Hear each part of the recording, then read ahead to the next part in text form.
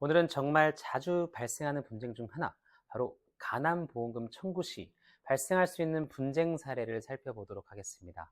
가남 진단을 받고도 보험금을 못 받는다고요?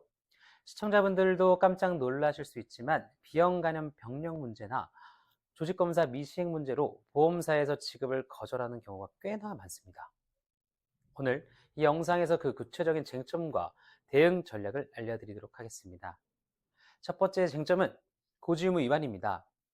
보험사는 가입 전 비형 간염 보균 또는 치료 이력이 있었다면 이를 고지하지 않는 점을 들어 보험금 지급을 거절할 수 있습니다. 하지만 정말 고지 의무 위반이 맞는 걸까요?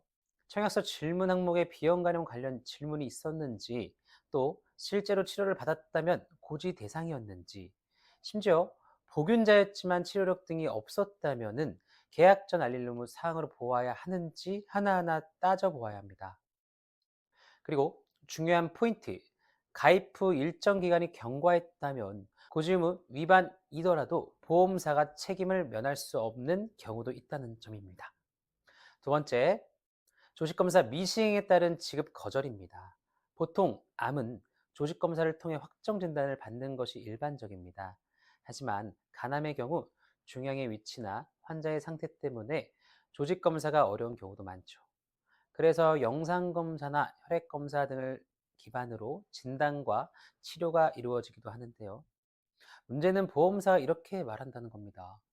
조직검사를 하지 않았으니 확정 진단으로 볼 수 없습니다. 진단 또는 치료받고 있음을 증명할 수 있는 근거를 갖고 오세요. 이 말 하나로 보험금이 거절되거나 보류되는 경우가 꽤나 많은데요. 하지만 실제로는 간암의 경우 조직검사 없이도 진단이 가능한 기준들이 있습니다. 특히 간세포 암종의 경우 AFP 수치, MRI나 CT 등의 영상 검사 결과 의료진이 충분히 근거를 가지고 진단을 내리기도 합니다. 그리고 무엇보다 중요한 건 진단을 근거로 실제 치료가 진행되었다는 점입니다. 이럴 경우 보험사 입장에서도 섣불리 지급을 거절하기 어렵기 때문에 의학적 근거를 마련하여 암보험금을 수령할 수 있도록 주장해야 하는데요. 하지만 일부 보험사는 자체적인 의료 검토 또는 제3의료기관 자문을 통해 확정 진단이 아니다, 임상적 추정이다 라고 주장합니다. 이러한 주장으로 인해 보험금 지급이 거절되거나 지연되는 일이 벌어지고 있는데요. 이러한 상황에서 의학적 지식과 보험약관 해석이 모두 가능한 전문가의 도움이 매우 중요합니다. 고지 의무 여부, 조직검사 유무에 따른 확정 진단 여부, 간암으로 치료받고 있는 근거 등 하나라도 놓치면 보험사가 이를 근거로 지급을 거절할 수 있기 때문입니다.